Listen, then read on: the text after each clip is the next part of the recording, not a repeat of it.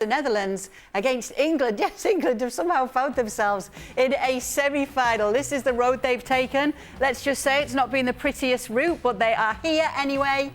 And they can't complain about that too much at this point, Macca. Jules is still with us. We'll get his thoughts in a minute. But the mighty England they got to the semis. Yes, got to the semis. We're hoping that we can see a better performance. But yes, they've got there. They need to be congratulated that they have got there. But they're still in the semi-finals, which is an achievement in itself. But, you know, we're here and we're, as fans, well, certainly I want England to go on and win this tournament. So if they are going to win it, they're going to have to perform better than they have done against, you know, some of the teams we've shown there. Because, with all respect, some of the teams that England have beat have respectively been the minnows of European football. They haven't beat, you know, these powerhouses, and they've avoided all the right teams.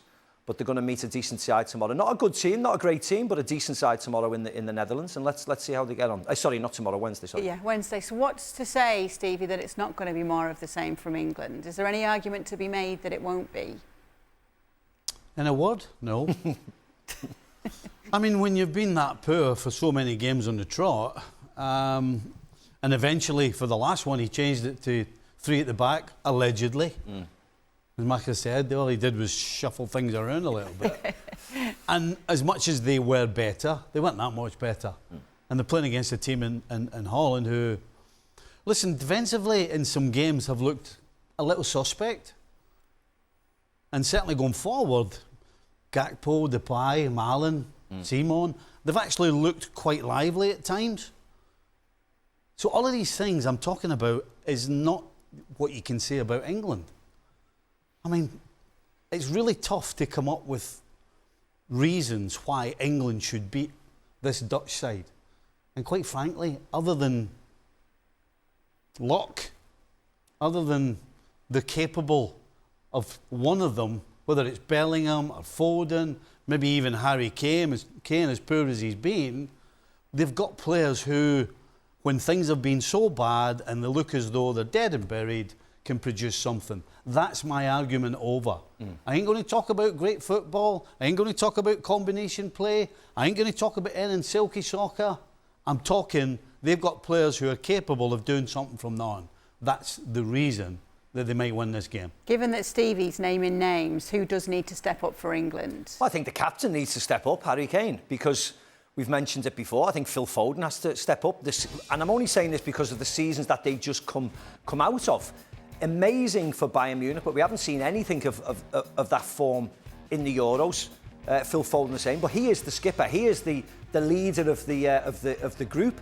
He's also got Ivan Toney and Ollie Watkins on the bench, and they're not getting a look in. And you can imagine what they're saying to Gareth Southgate or to their family secretly on the phones. How can I not play when the centre forward is offering so little? But we know tomorrow that he's done it before, so he could easily do it again. Harry Kane, that can step up and score the goals and be the match winner, but he's going to have to, because he will play. He's another undroppable, you know, as we've said throughout this tournament. Gareth Southgate won't leave him out in case things don't go right, and Gareth Southgate's head's on the block. So Harry will play. Harry will lead the line. Harry will captain the team, and hopefully Harry will get the goals and get a more complete performance, because he has scored goals in this tournament. I think he's the only one that I can actually stand up for and say, I don't think he's fit. Okay. And he's maybe being asked to do things that he's not physically capable of. Because clearly at the end of the season with Bayern, his back was bothering him.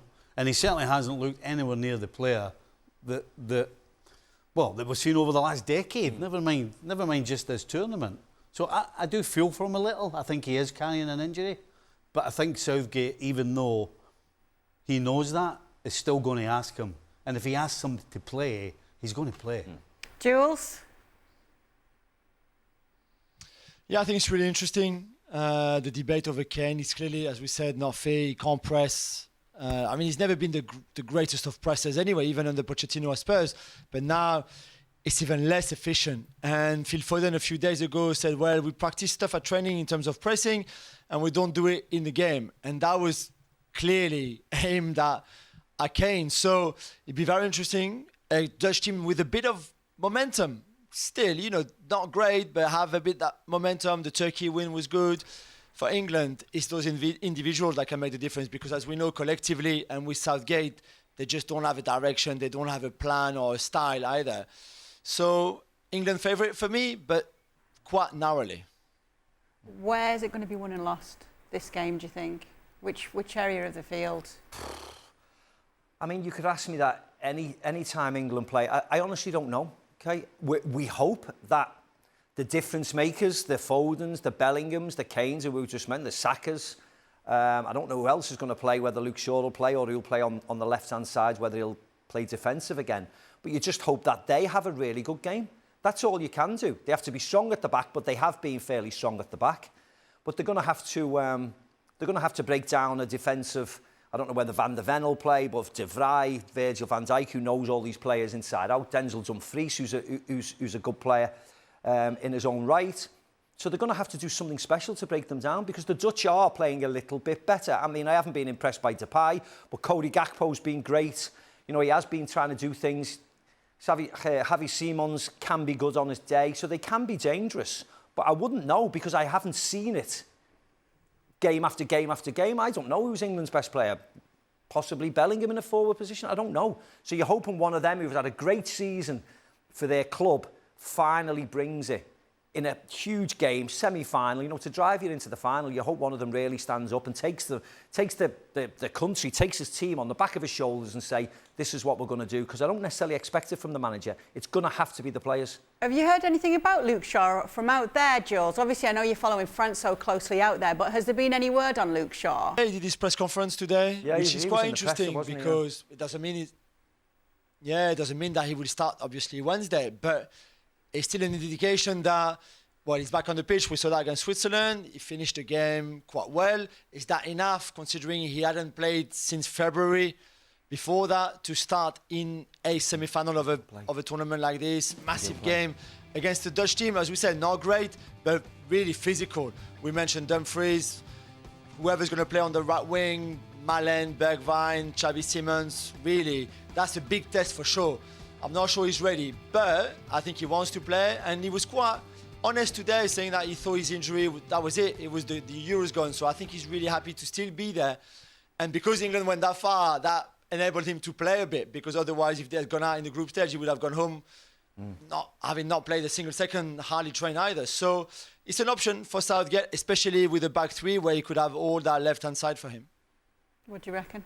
Well, I don't understand why you would put a player in that press conference a couple of days before the game if you don't think he's playing. Yeah.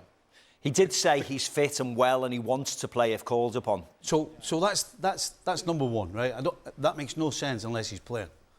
But then that tells you that they're playing a back four. Because he can't play as a wide midfielder, getting up and down.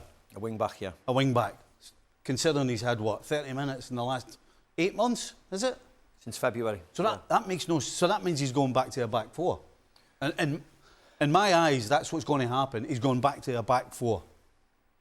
So we know how they've played with a back four this tournament. Yeah, but I don't know. But I think he'll actually play with a 5 or 3 at the back, as we keep saying at 5. And he'll keep Saka and Walker and Stones, and he'll bring back Gahey, and Konza will drop out, and he'll put Luke Shaw in. And then he effectively has still got a real defensive core then. I think he'll be double safe. And then he'll play Mainu and Rice. So effectively he'll have 7 defenders with the goalkeeper. I think he'll go the other way. But I mean, I'm only guessing.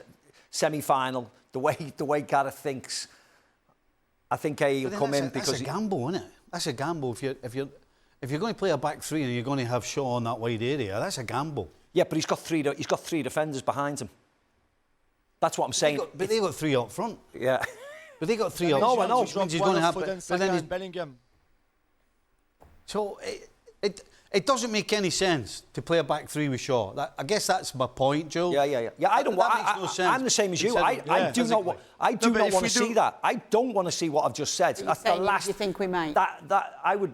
detest that if we've got 5 defenders like that. Well, Saka's not a defender. He's a right wing back, and he had his best game. That's why I don't think he'll change it. But to have that 4 on that side, I just think takes it away from that side of the pitch. I hope I'm wrong. I really, really do. Go ahead, Jules. No, I agree with what Stevie, with the boys together. To be fair, the back four could be tempted for sure, but then I think the back three showed that the solidity is there. And then whether you think that Saka can play in a game like this against a very attacking, Cody Gakpo, let's put it that way, because he's a bit of a hybrid when he plays for the Netherlands, as a bit of a left wing back and also as a bit of a left winger. It'd be very interesting to see.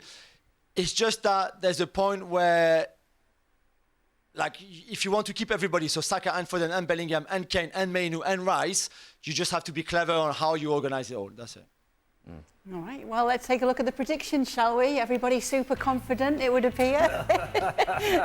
England wins throughout, and Stevie was spitting as he had to give his Even you put England victory. Even Stevie Nicol. You can play this bad and get this far, and somebody's pushing you forward. I don't know who it is, but... Yeah, well, that's how we look. That is coming up on Wednesday.